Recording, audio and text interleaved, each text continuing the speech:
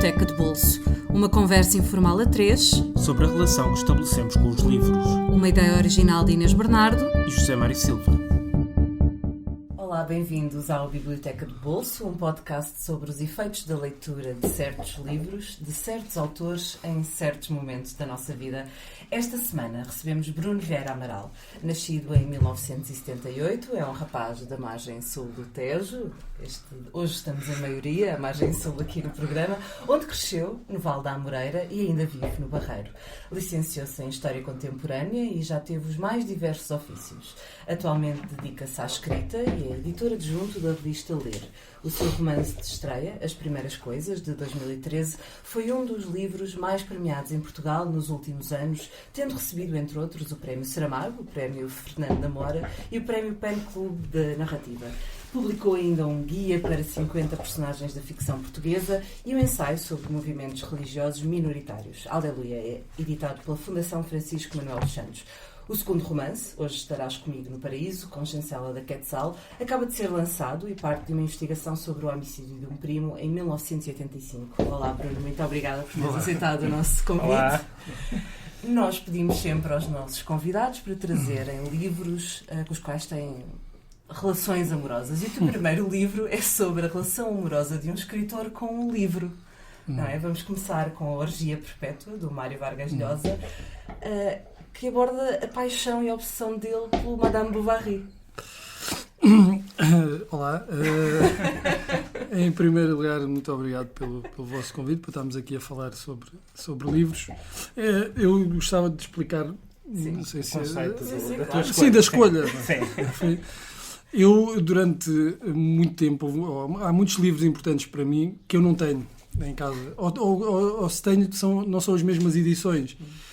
E, portanto, quando eu fui à procura de livros para trazer aqui para o programa, pensei em livros que eu tivesse lido nestas edições. Eu comecei a poder comprar livros, já tinha 19, 20 anos, tinha já um bocadinho mais de margem para comprar livros. E então a escolha foi livros que me tivessem, que eu tivesse as edições em que os tinha lido e que me tivessem marcado de alguma maneira.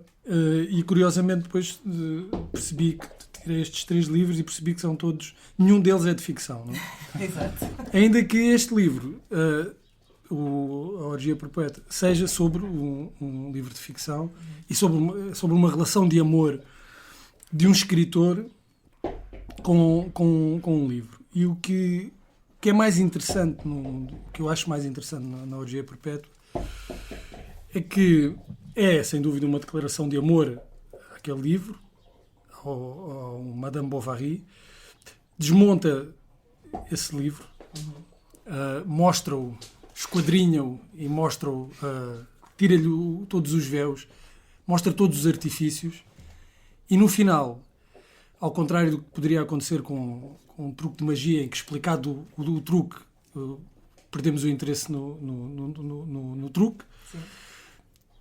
No final do livro, o interesse pelo Madame Bovary sai reforçado.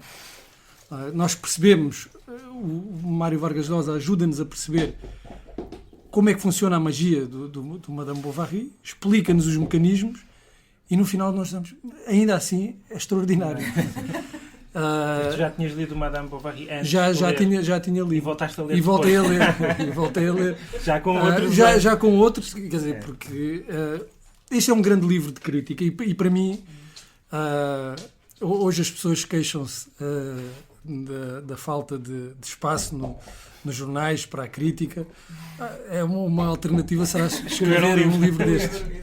Porque isto é um exercício crítico, não é? Só que não é aquele exercício crítico que visa um julgamento, dizer isto é bom, é mau, 5 estrelas ou 1 estrela. Só não ter que dar estrelas já é um luxo. Ele confessa, eu amo este livro, eu sou um apaixonado por este livro influenciou-me das mais variadas formas e agora vou explicar porque é que isto não é apenas uma impressão subjetiva, como é que eu posso justificar também aos outros o amor que eu sinto por este livro.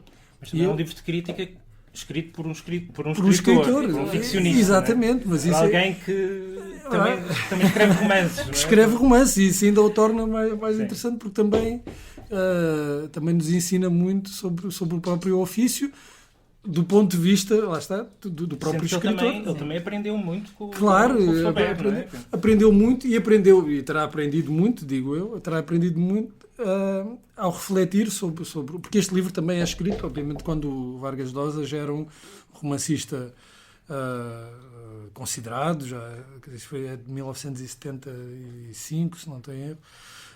Portanto, ele já tinha publicado, se calhar, não diria o melhor, mas uma parte significativa da sua obra. A Conversa na Catedral, a Cidade e os Cães, a Casa Verde, portanto, já tudo tinha sido... Esses tinham sido publicados, depois há outros muito bons que vieram depois, mas que ele não era um desconhecido. Portanto, já estava a escrever com esse estatuto.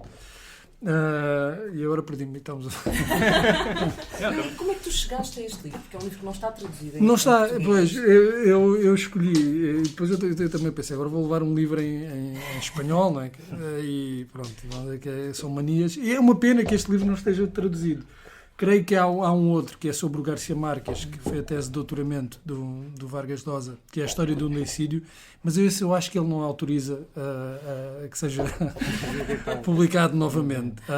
Foi, creio que, para publicado uma... antes da famosa cena de pugilato. Foi publicado, exatamente. Pronto, nunca se soube ao certo o que é que... Suspeita-se que terá havido... Essa é uma história muito interessante, literária, não é? Muito interessante, mas que permitiu muitas especulações. Mas esse livro, História do Deicídio, creio que há um excerto do livro que foi incluído numa edição comemorativa do 100 anos de solidão, se não estou em erro, e ele autorizou, o Mário Vargas Llosa autorizou, mas creio que o livro em si completo, na íntegra, não voltou a ser editado.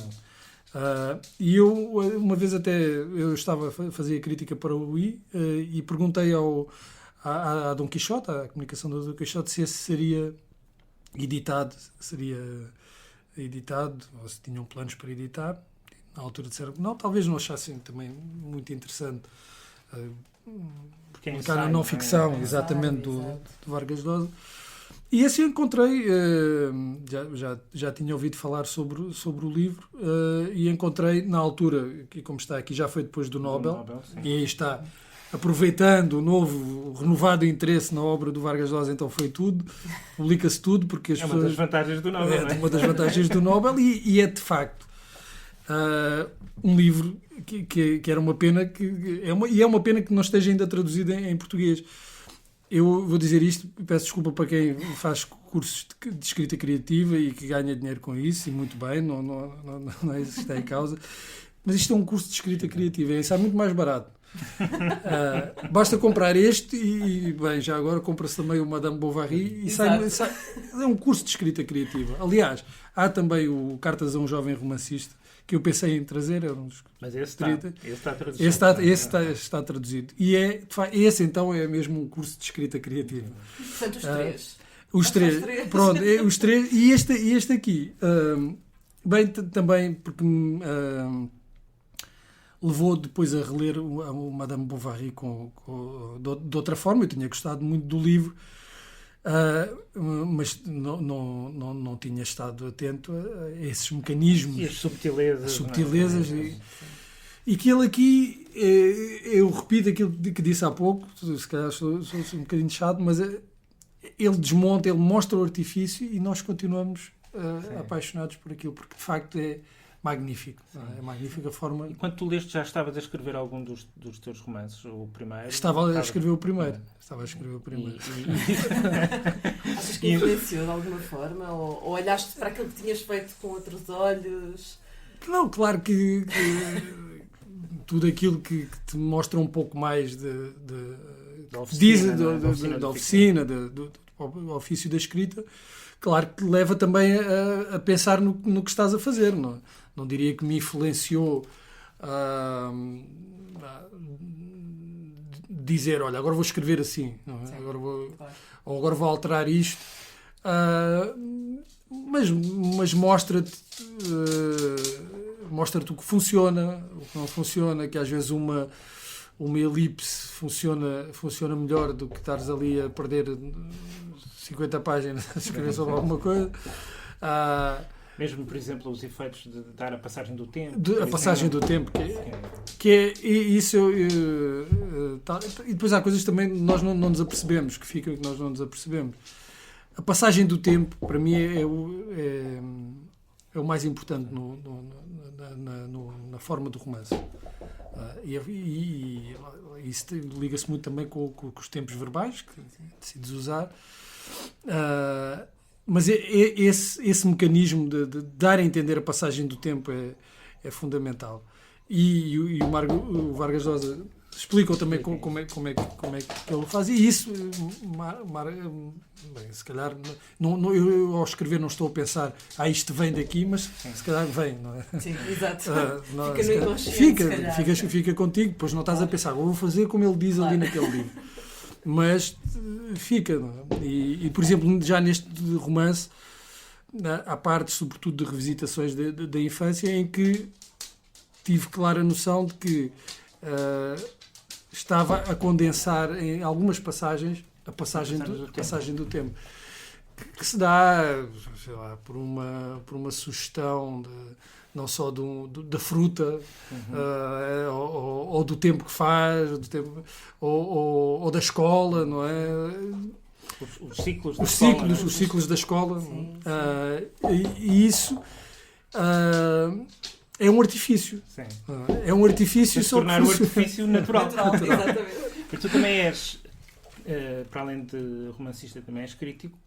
Se um dia decidisses escrever um livro, que estava a dizer que é uma boa solução para quem não tem espaço, sobre que livro é que tu farias um ensaio assim como este do Llosa? Porque isto implica um grande investimento de tempo, não é?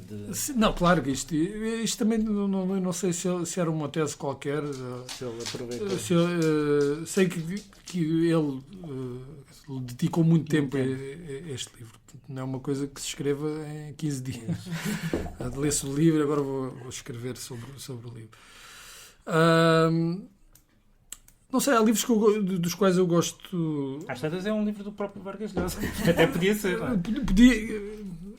E lá está. Aqui ele escolheu um livro, ele não foi à procura de um livro esquecido. Sim. Ele foi à procura das grandes obras-primas, não é? Mas com o qual tu sentes que de facto ele tem uma ligação muito forte, pessoal. Não é, ele não escolheu. Vou escolher aqui um clássico intemporal e vou falar sobre ele. Talvez, se fosse agora, escolhia o Conversa na Catedral, que é ainda é mais complexo, porque ele usa também artifícios aparentemente mais complexos, não, do que o Flaubert, porque tem 5 narrativas mais ou menos que se vão desenrolando e depois a certa altura chega e o próprio leitor já se confunde, já não sabe bem em que narrativa é que está, e isso cria alguma incerteza no leitor, dificulta um pouco a tarefa do leitor, mas é uma dificuldade que depois no fim tem uma recompensa. É que tu vais avançando ali um pouco a medo, não apagas completamente, tens que entrar, na verdade tens que entrar naquele mecanismo, e chega uma certa altura no livro em que estás completamente dentro daquilo e parece que já quase tu sentes a que narrativa pertence àquela passagem. Quase que é uma... Mas tudo são mecanismos, é tudo artifício, portanto há ali há ali um relojoeiro a trabalhar por trás daqui para dar a entender depois que tudo aquilo é natural. Mas aparentemente é um livro não é tão linear como o Madame Bovary, tem essa complexidade aparente. E desmontar essa complexidade de mecanismos que estão ali, de múltiplos mecanismos de relógios. Teria que ser um ensaio muito maior do que... Muito maior e nem sei se era uma tarefa que eu teria capacidade para fazer, porque de facto Acho que era uma tarefa que está para além das minhas capacidades. Uma coisa é dizer que eu gostaria. Falaste de relojoeiro, vamos passar para um outro tipo de relojoeiro, que é o Jorge Luís Borges, a tua segunda escolha, o Outras Inquisições. Este está traduzido para português. Está. Outras Inquisições, que é também um livro sobre livros e sobre livros. Escritores. E não só, fala de muitas coisas, tem muitos ensaios diferentes, mas tem vários ensaios sobre escritores. Que é já um padrão na tua escolha, não é? Escrita sobre escrita. Olha, eu há uns tempos perguntaram-me numa entrevista para definir o que é um bom livro, um grande livro, e eu disse que é um livro, todo e qualquer livro que nos dá a dimensão da nossa ignorância. Ora, se isso se será verdade para todos os livros, para todos os grandes livros, é muito verdade em relação a Outras Inquisições. Outras Inquirições em português. Eu trouxe este porque foi este que eu li na altura. Eu tenho aqui até a data que eu comprei. Portanto, foi em Lisboa em 2000. Este não tenho data, mas foi em 2011 ou 2012, do Vargas Llosa, e depois o outro, já falamos do outro. Mas este aqui foi em 2000. E a minha história, a minha história com Borges, todos têm uma história com Borges. É verdade. E todos os escritores gostam de citar o Borges, e eu também gosto de citar o Borges, portanto vamos lá. Não és menos que ninguém, não é? Eu também tenho direito ao meu Borges.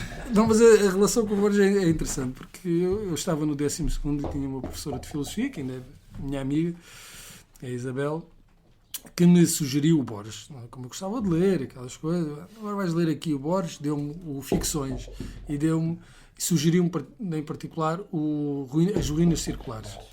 Eu levei o livro para casa e li As Ruínas Circulares e não percebi nada daquilo. Ela não deve estar a ver bem, isso não me interessa nada. E uns tempos mais tarde, deixei o livro lá, ficou lá, e uns tempos mais tarde peguei novamente no livro e li. Por acaso li o Funes, o Memorioso, Funes ao Memória, e disse, uau, isto é extraordinário. E depois fui ler o resto do livro. Não é? Percebi, o Funes foi uma porta de entrada. Quando ela não tinha dado a porta certa. A porta certa, não é? Deu uma porta onde me deu a chave. E eu fiquei ali a tentar arrombar e disse, não desisto. Então encontrei a chave certa para entrar no Borges. Ainda assim, quando comprei este livro, foi já uns 3 ou 4 anos depois, não tinha lido muito mais coisas do Borges e andava a passear ali no Bairro Alto, nos alfarrabistas, e entrei e vi lá este, não sei porque é que ele tinha lá este livro, eu disse, vou levar este. Vou levar este e começo a ler aqui, que é sobre o imperador chinês que manda queimar todos os livros. E eu não sabia o que é o livro, eu não sabia se era ensaios, se era contos. E isso é a primeira lição, não é? É escrever ensaios podiam ser contos. E contos podiam ser ensaios. Podiam ser ensaios. E isso, quer dizer, abre-te logo uma... são aqueles livros que rasgam cortinas. E que mostram... E depois tem o outro lado, essa é a primeira coisa. Depois tem o outro lado que é revelar, de facto, a dimensão da tua ignorância. Há aqui tantos livros, há tantas leituras, há tantos escritores, reflexões, citações que ele vai buscar para iluminar um autor praticamente desconhecido, outros não, outros conhecidos, mas novas perspectivas sobre autores tão importantes como o Cervantes ou o Hawthorne, tantos que ele fala, filósofos, e tu ficas esmagado, não é? Mas que é um bom esmagamento. ficas tão esmagado que dizes, pacificas-te com a tua ignorância. Ok, é porque há aquela erudição que te torna, quer dizer, eu também, mas eu também sei algumas coisas. Não é? E há aquela que diz, deixa-te estar sossegadinho, aproveita, não é? Lê e aproveita e não deixa-te de coisa. e a experiência, e depois também a linguagem.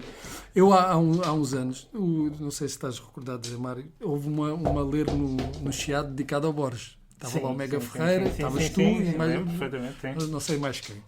E o Mega Ferreira, a falar do Borges, não é? Usou várias vezes a expressão absolutamente extraordinário. E eu comecei a apontar as vezes que ele dizia absolutamente extraordinário. Ele dizia qualquer coisa, há uma passagem no Borges que aquilo é absolutamente extraordinário. E a dada altura tu foste contaminado por isso, também dizia. Mencionaste qualquer coisa e disseste e é absolutamente extraordinário. E eu quero dizer que este livro é absolutamente extraordinário. Não consigo encontrar. Eu concordo contigo.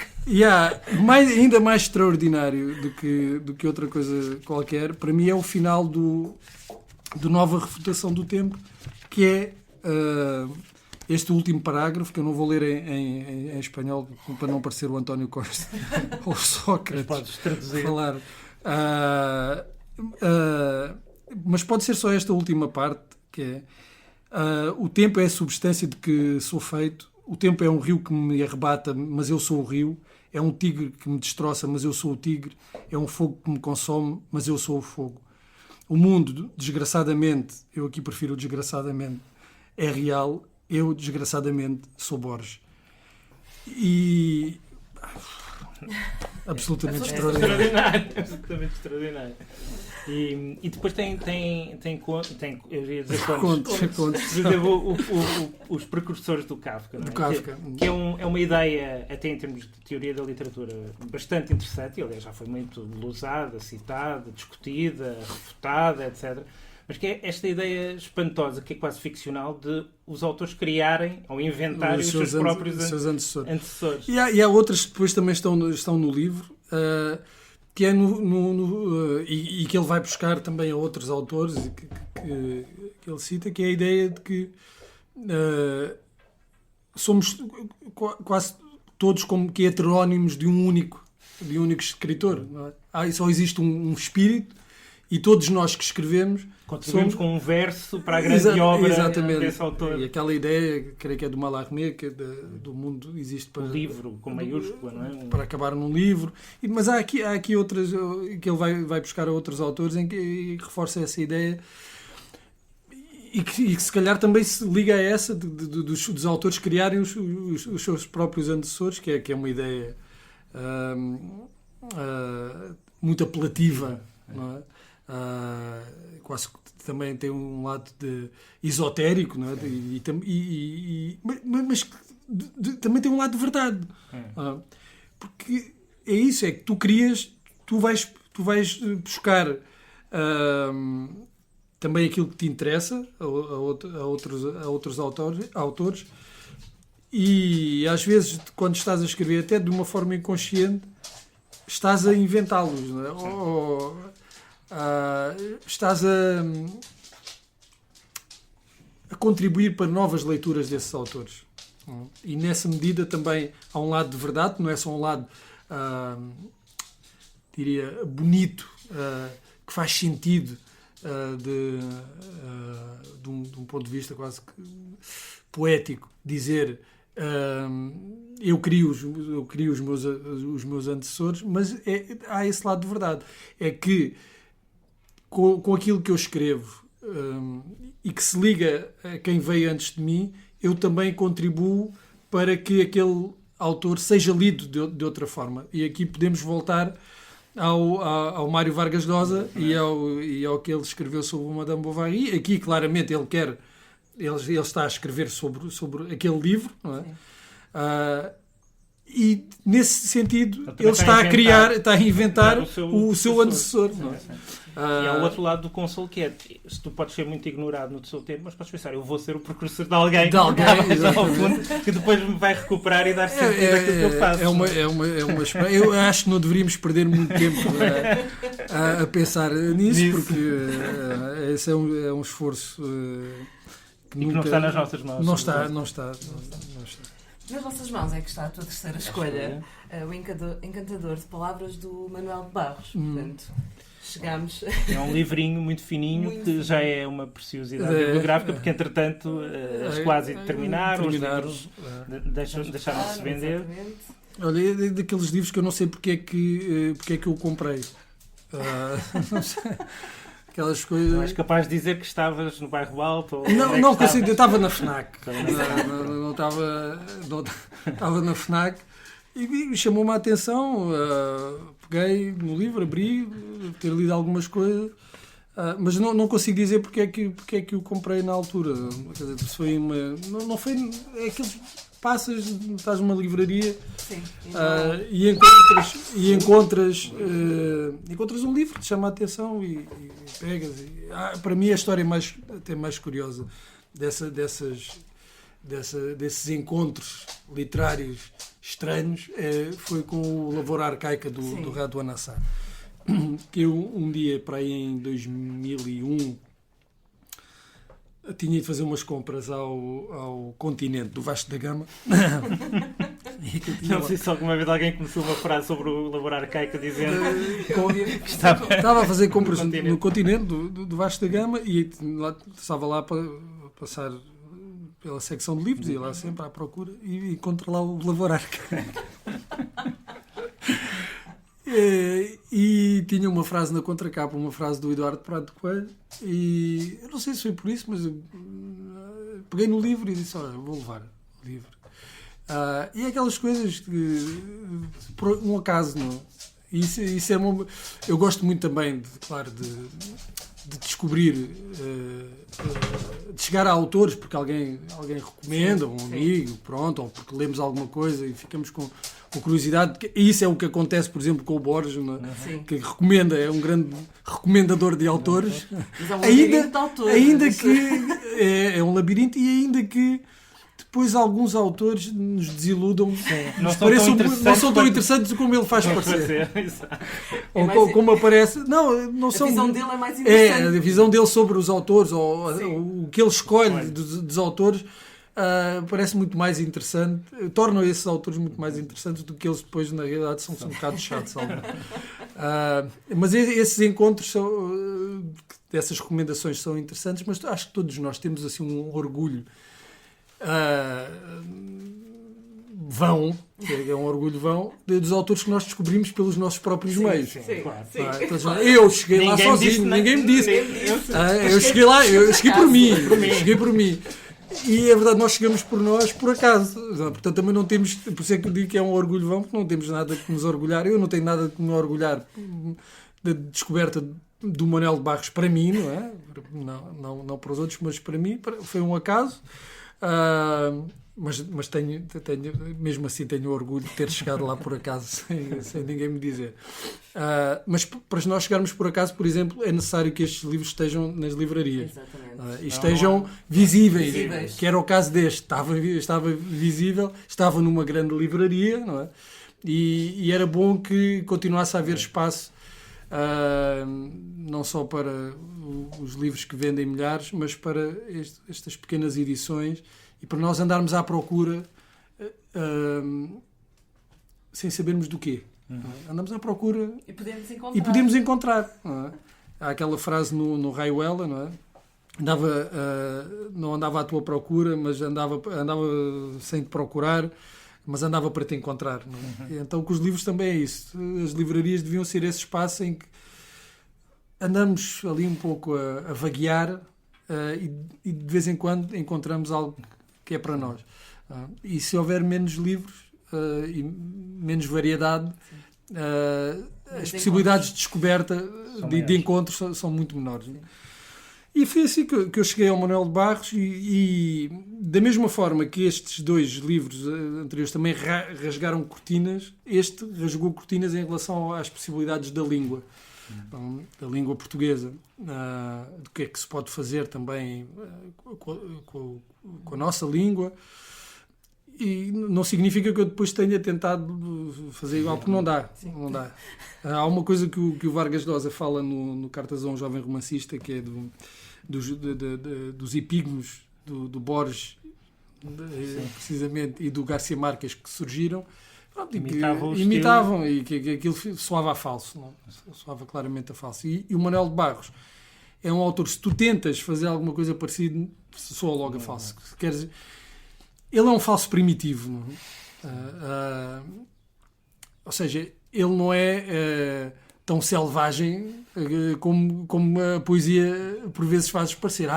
É o poeta telúrico do Pantanal e os caracóis e tem os passarinhos. E ele é assim um Henri Rousseau, não é? Era o Henri Rousseau, não era o pintor aquele do Naïve. E ele mas isso é uma construção, lá está mais uma vez a importância do artifício. É um artifício. É o artifício de dar a entender que quando ele escreve a linguagem foi inventada na véspera. Não é? Exato. Mas é um dos primeiros utilizadores. Mas para ele chegar, para ele ter chegado a essa ideia de poesia, não é? Há um grande conhecimento da poesia e também, obviamente, das possibilidades da linguagem e da exploração. Depois também há um lado de inventividade e de exploração.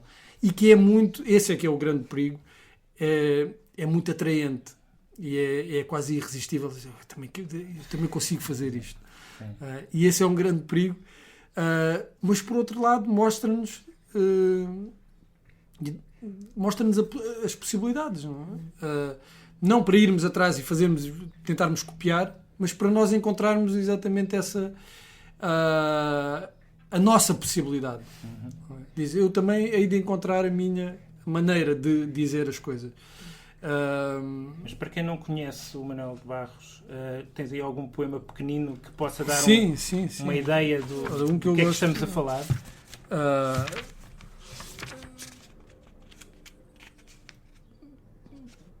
Tem que ser este. Para apalpar as intimidades do mundo é preciso saber: A. Que o esplendor da manhã não se abre com faca. B. O modo como as violetas preparam o dia para morrer. C. Porque é que as borboletas de tarjas vermelhas têm devoção por túmulos. D. Se o homem que toca de tarde sua existência num fagote tem salvação. E. Que um rio que flui entre dois jacintos carrega mais ternura que rio que flui entre dois lagartos. F. Como pegar na voz de um peixe. G. Qual o lado da noite que umedece primeiro, etc, etc, etc. Desaprender 8 horas por dia ensina os princípios.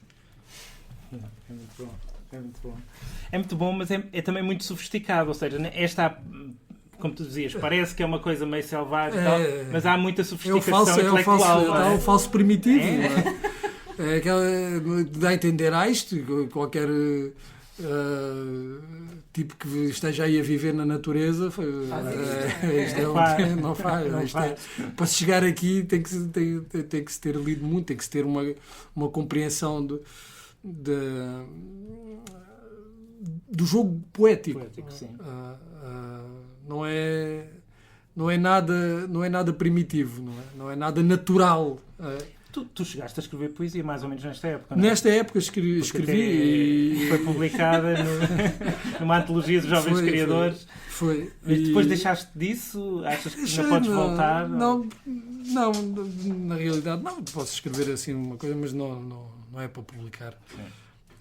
Às vezes é só para ali centrar algumas coisas, mas não é para publicar. Na altura escrevi e eu acho que tem influência por acaso acho que notem algumas coisas, muita influência esse pequeno livro de poesia chamava-se Livro da Terra. Logo aí tinha estava aí logo uma ligação telúrica à própria poesia do Manuel de Barros.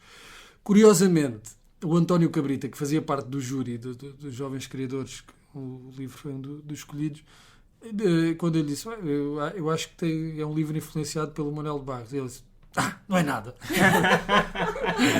Não é nada, não tem nada. Eu disse, se não percebeu, então ainda bem, não é? Porque a influência não imitei, não é? Ainda que eu acho que tenha imitado um bocadinho. Mas o Manuel de Barros não é preciso a minha poesia. Sim. Já existe a dele. Já está. E com a poesia de Manuel de Barros vamos terminar. Recordar que a Logia Perpétua de Mário Vargas Llosa não está disponível em Portugal, mas podem encontrar várias edições em castelhano, com preços entre os 10 e os 18 euros. Outras Inquisições. Também já não está disponível em português, mas, uma vez mais, o original em castelhano pode facilmente ser encontrado por cerca de 16€. E o Encantador de Palavras, de Manuel Barros, foi publicado pelas Quase Edições, já está esgotadíssimo, mas poderão certamente encontrá-lo em alfarrabistas.